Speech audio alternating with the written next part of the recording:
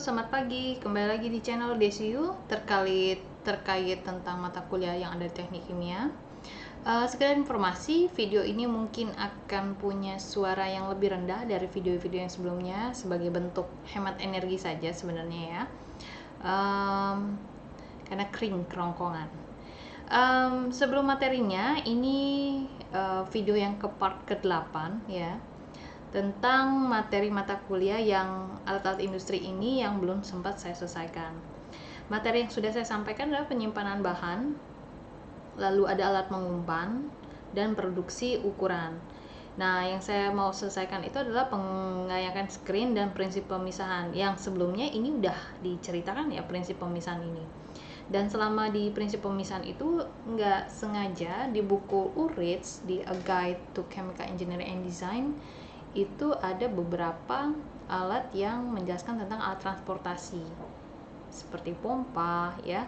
Kalau yang padatan dia agak menyerupai dengan si jet, alat pengumpan ya, atau feeder. Dan juga malah ada sempat juga yang ngejelasin tentang hal-hal lainnya. Jadi semoga dengan sampai di halaman 258 itu materi dari alat industri bisa tercukupi. Nah, sebenarnya buku URITS itu nggak hanya ini sih, ada buku yang lain ya, ada buku Ferris, ada buku Mekip. Cuman seperti yang saya bilang, tidak mungkin saya bahas semua karena kalau nggak materinya nggak sampai ya. Jadi nanti di tahun ajaran selanjutnya kemungkinan besarnya adalah materinya akan ditambahkan, sehingga ya bisa dikatakan sih mahasiswa yang angkatan baru nanti akan lebih banyak materinya. Dan kalian yang di angkatan 18 atau 19 ya jangan kecewa. Kenapa? Kan videonya akan diupdate. Jadi saya harap kamu bisa nontonnya berulang walaupun itu bukan lagi menjadi mata kuliah kamu di semester tersebut. Oke, saya mau membahas tentang screen yang masih bagian dari separator. Di screen ini sebenarnya cukup dikenal dalam pemisahan padatan yang berdasarkan ukuran partikel. Di laboratorium, tumpukan screen, penumpukan ukuran screen dari bagian atas menuju bagian bawah. Terus juga itu diguncang ya untuk menghasilkan fraksi yang jatuh di antara dek menengah. Seperti halnya distilasi, dia membutuhkan pemisah N-1 menghasilkan N fraksi. Di aplikasi komersil itu biasanya lebih efisien menggunakan serangkaian dek screen tunggal dibandingkan yang multiple. Oke, di sini ada kata yield. Yield ini bukan ngebahas tentang konversi, selektivitas. Yang dimaksud yield adalah basisnya adalah produk terhadap umpan yang diberikan, bukan ke sana. Jadi yield yang di sini artinya adalah menghasilkan. Nah, screen itu seperti apa sih? Sebenarnya screen itu begini ya. Ada beberapa yang dilakukan di luar sana. Screen itu kayak bertingkat, kayak ukuran yang paling besar, misalnya ukuran diameternya ya, itu ada di bagian atas, terus makin bawah ke bawah ke bawah. Nah, ini mirip dengan metode kalau saya bilang kayak pencernaan air yang pakai batu dulu, pasir, terus terakhir sampai pasir halus. Jadi untuk mendapatkan air yang bersih, jadi maksudnya yang bagian bawah itu sangat halus, bersih maksudnya pasirnya. Nah, itu pun didapatkan dengan prinsip sebenarnya kayak screen juga, pengayakan. Jadi screen itu kayak apa sih sebenarnya? Screen itu kayak ayakan terigu, bisa dianggap ke sana. Cuman kan kamu nggak paham dengan screen ini apa nih? Screen apa tadi ya pengayakannya? Nggak paham yang mana sih maksudnya ya.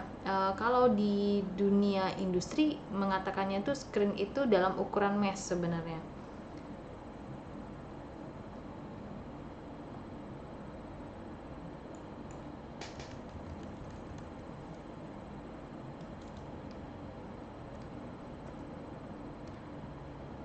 Ini nih ya,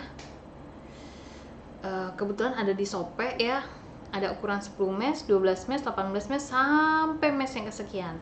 Nah, jangan salah paham di sini. Makin besar angka meshnya itu mengartikan diameter untuk penyaringannya semakin kecil.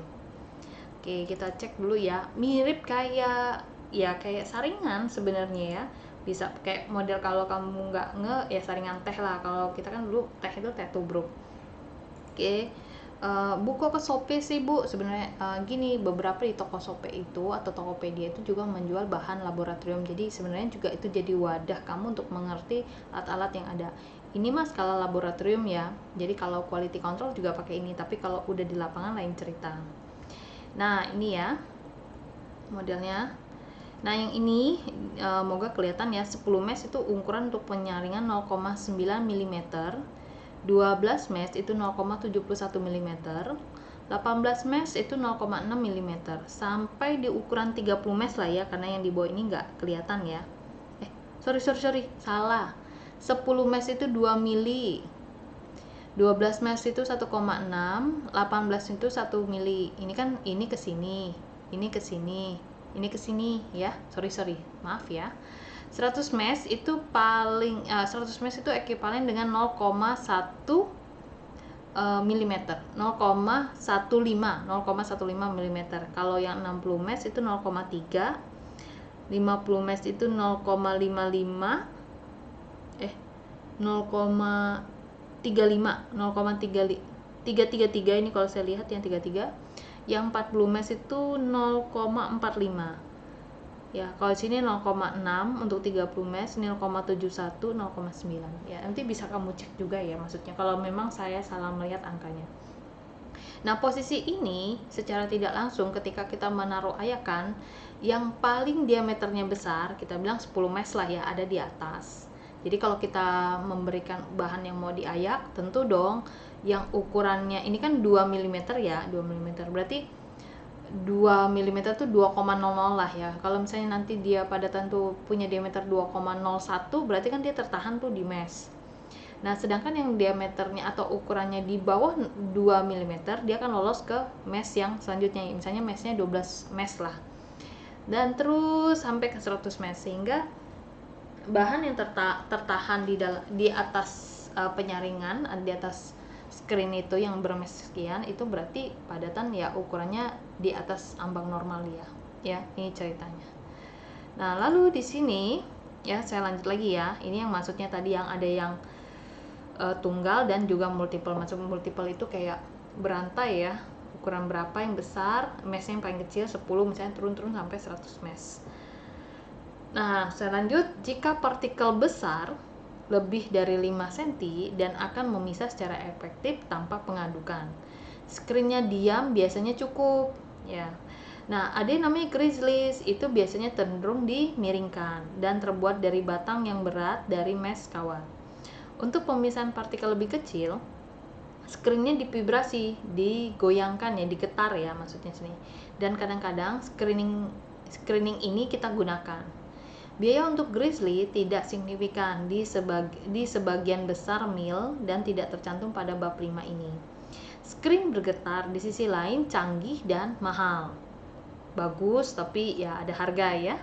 Biaya modal untuk untuk screen ini tuh banyak ditunjukkan di 559, dan panduan untuk screen itu tercantum lah di tabel 423B. Untuk lebih banyak informasi dan akurasinya bisa dilihat di teknik pemisahan kering oleh Bido. Nah di sini kan ada kalimat grizzly ya ceritanya. Biaya untuk grizzly itu tidak signifikan sebagian besar mil. Kayaknya tadi saya terlewat ya di sini ya. Nah grizzly itu apa sih sebenarnya? Tadi saya sempat ngecek di sini ya. Jadi sempat nyari di sini grizzly screen work, ternyata muncul yang ini. Dan sebegitu saya buka, jadi ada introduction di sini. Dia bilang grizzly screen itu untuk kayak pengaplikasian berbagai aplikasian ya, yang kontennya tuh dia adalah bagian yang utama. Dan untuk pengayakan awal sebelum dihancurkan atau untuk dieliminasi dari benda yang lebih kecil yang kotor, maksudnya slurry ini ya, atau clay itu maksudnya kayak tanah liat lah ya, produk tanah liat. Dan grizzly itu kadang berkombinasi maksudnya ya. Sini ada efisiennya tinggi, biaya perbaikannya rendah, dan biaya perbaikan dan biaya operasinya itu sangat rendah. Nah, industrinya biasanya ke mineral atau quaris ini saya kurang tahu ya apa artinya ya. Terus di sini ada granular, apa ya, menggumpal, mineral, sama fosfat. Terus di sini ada apa namanya?